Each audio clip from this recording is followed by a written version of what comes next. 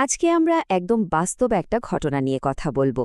দেখব কিভাবে একটা লোকসানে চলা গার্মেন্টস ফ্যাক্টরি শুধু নিজেদের ভাগ্যই ফেরায়নি, বরং ইন্ডাস্ট্রিতে একটা লিডার হিসেবে নিজেদের জায়গা করে নিয়েছিল।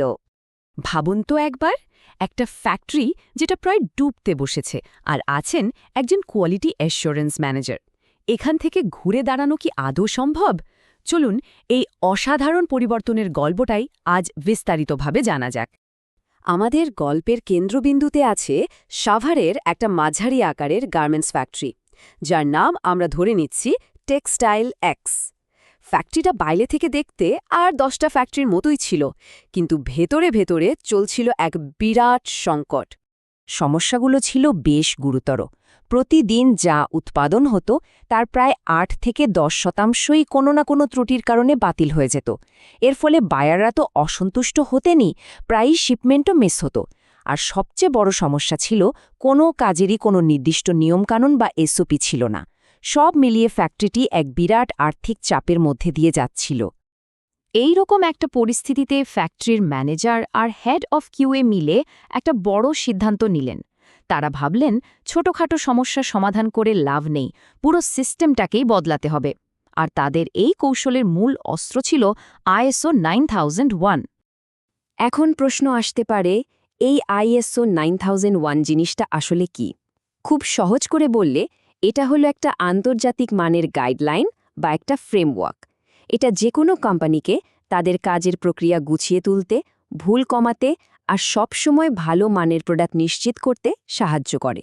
টেক্সটাইল এক্স ঠিক এই ফ্রেমওয়ার্কটাকেই তাদের ঘুরে দাঁড়ানোর হাতিয়ার হিসেবে বেছে নিয়েছিল। তো তারা এই পরিবর্তনটা আনলো কিভাবে? মুখে বলা তো সহজ, কিন্তু বাস্তবে করাটা কঠিন। তারা মূলত 3টা মূল জায়গাতে কাজ শুরু করল, যা তাদের পুরো সিস্টেমকেই বদলে দিয়েছিল। প্রথমত, একদম কাটিং থেকে শুরু করে ফিনিশিং পর্যন্ত প্রত্যেকটা কাজের জন্য লিখিত নিয়ম বা এসওপি তৈরি করা হলো। দ্বিতীয়ত, তারা শুধু ডিফেক্ট খুঁজে বের করার বদলে কেন এই ডিফেক্টটা হচ্ছে সেই মূল কারণটা খুঁজে বের করে তার সমাধানের দিকে মনোযোগ দিল। আর তৃতীয় এবং সবচেয়ে গুরুত্বপূর্ণ হল ম্যানেজমেন্ট প্রতিদিনের ডেটা, মানে কত রিজেকশন হলো, এফিসিয়েন্সি কেমন, এসব চার্ট দেখে সিদ্ধান্ত নিতে শুরু করল, অনুমানের ওপর নয়। আর এই সব কিছুর ফল কি হল? এক কথায় অসাধারণ। মাত্র 6 মাসের মধ্যে ফ্যাক্টরির চেহারাটাই এমনভাবে পাল্টে গেল যা হয়তো কেউ কল্পনাও করেনি। চলুন দেখি সেই অবিশ্বাস্য ফলাফলগুলো। সবচেয়ে বড় পরিবর্তনটা দেখুন, প্রোডাকশন রিজেকশন রেট, যেটা আগে ছিল প্রায় 10%, সেটা এক লাফে নেমে এলো মাত্র 3%। ভাবা যায়? এটা ছিল তাদের জন্য একটা বিশাল বিজয়।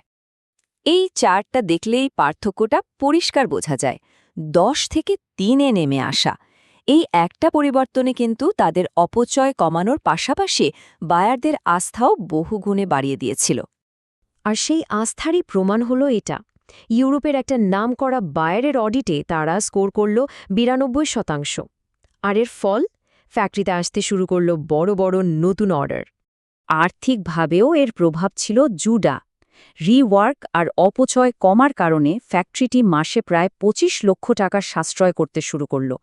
একবার ভাবুন, একটা গোছানো সিস্টেম কত বড় আর্থিক পরিবর্তন নিয়ে আসতে পারে। কিন্তু এই গল্পটা শুধু একটা ফ্যাক্টরির ঘুরে দাঁড়ানোর গল্প নয়, এটা এমন একজন মানুষের গল্প যিনি এই পুরো পরিবর্তনের নেতৃত্ব দিয়েছিলেন। তার নিজের কেরিয়ারেও এসেছিল এক অসাধারণ সাফল্য।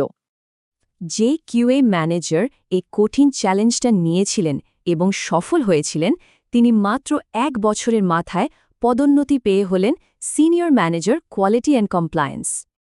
আর শুধু পদোন্নতিই নয়, এর সাথে তার বেতনও প্রায় 40% বেড়ে গিয়েছিল। এটা প্রমাণ করে যে সঠিক উদ্যোগ আর নেতৃত্ব শুধু প্রতিষ্ঠানকেই এগিয়ে নেয় না, ব্যক্তির কেরিয়ারকেও এক নতুন উচ্চতায় পৌঁছে দেয়। তাহলে টেক্সটাইল এক্সেরই পুরো গল্পটা থেকে আমরা কি শিখলাম?